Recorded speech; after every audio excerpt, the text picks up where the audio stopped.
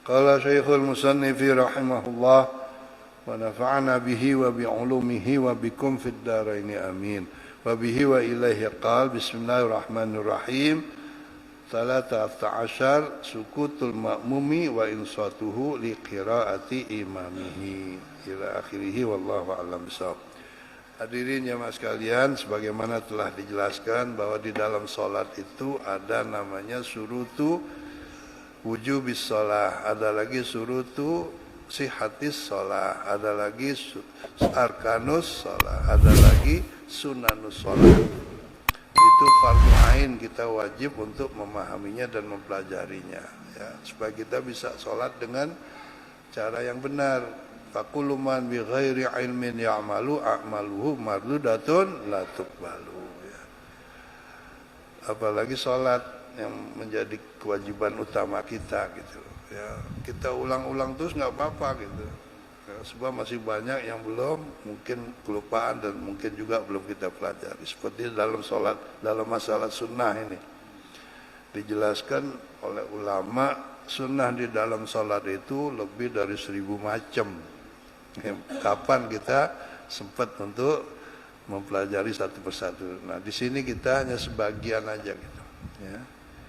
Dan pelajaran-pelajaran penjelasan tentang sunnah-sunnah di dalam salat ini adalah hasil ijtihad dari para ulama gitu.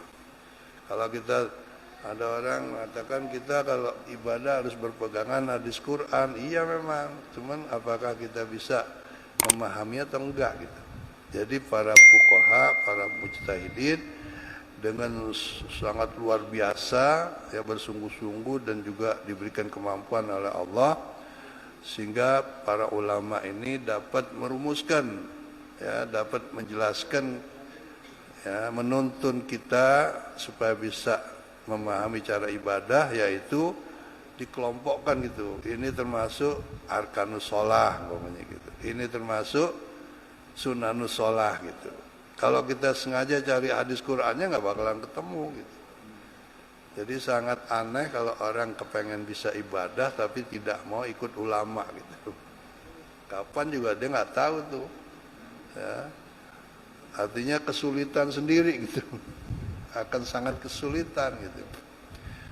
Sebab Rasulullah SAW bersabda, "Shallu kama ra'aitumuni usolli." Salatlah kamu seperti saya ini.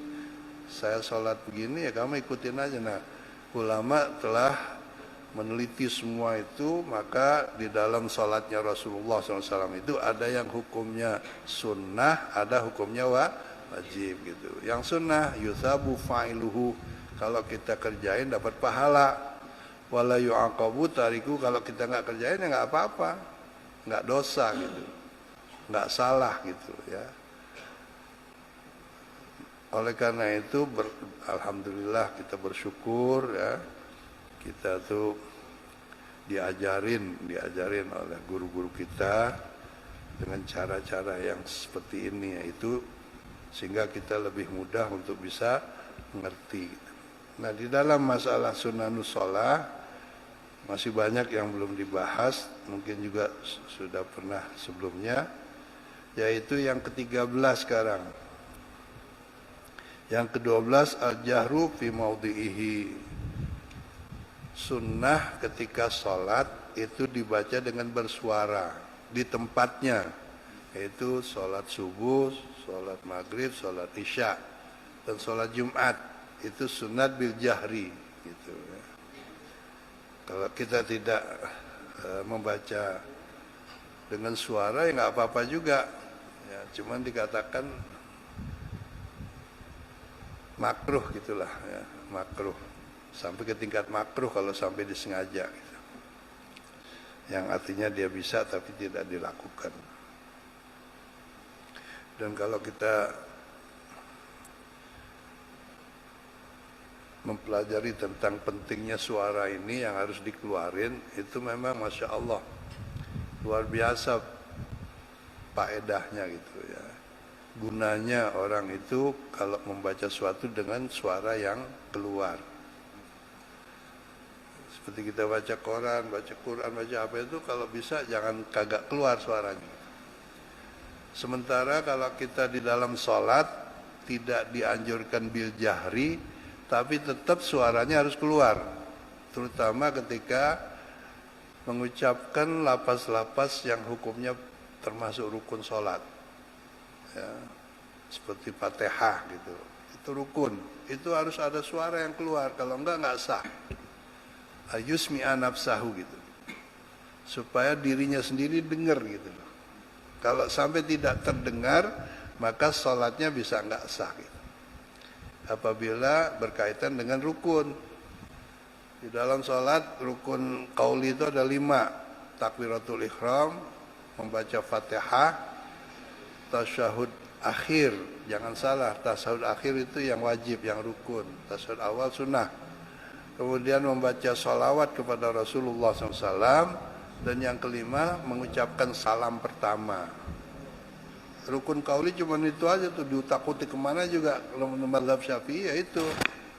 Ya, selainnya itu sunnah. Bacaan-bacaan selain yang 5 sunnah. Yang sunnah jika tidak kedengeran, tidak sampai membatalkan sholat. Cuman tidak dapat pahala, kata gitu. Kita baca maunya Subhana rabbiyal azim wa bihamdi gitu. Tapi nggak ada suaranya, ya cukup pelan banget, kita aja nggak dengar gitu.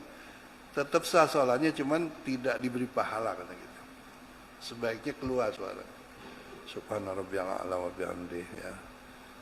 Rabbi ufilli warhamni wajibuni. Pokoknya ada suara lah gitu, ya. Nah, di sini yang ke-13 rukun sholat, bukan sunnatul sholat, yaitu sukutul ma'mumi wa insatuhu li qiraati imamihi. Sunnah bagi makmum untuk mendengarkan suara bacaan imam ketika imam membaca sesuatu gitu, apa surah, apa Fatihah dan sebagainya, ya. Dan juga ya jangan wa insatuhu li qiraati imamihi. Sebab itu kalau jadi imam dianjurkan sunnah juga tuh.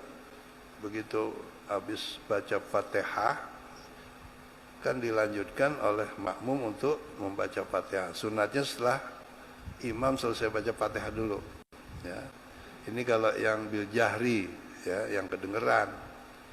Maka imam sebelum membaca surah itu disunnatkan untuk diam sebentar menunggu bacaan makmumnya itu seukuran baca Fatihah. Tapi udah jarang itu yang ini, ya, karena cukup lama gitu. Ya, tapi sebatas sunnah, ya.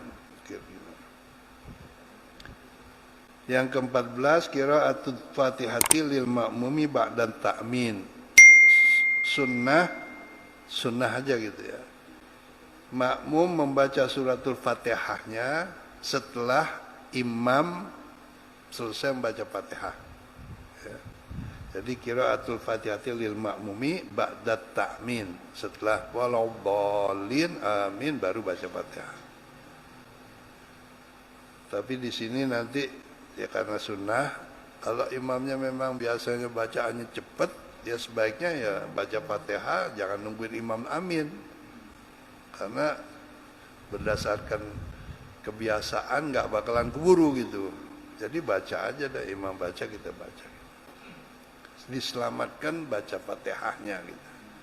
Karena baca Fatihah itu ya hukumnya wajib kecuali bagi yang makmum masbuk.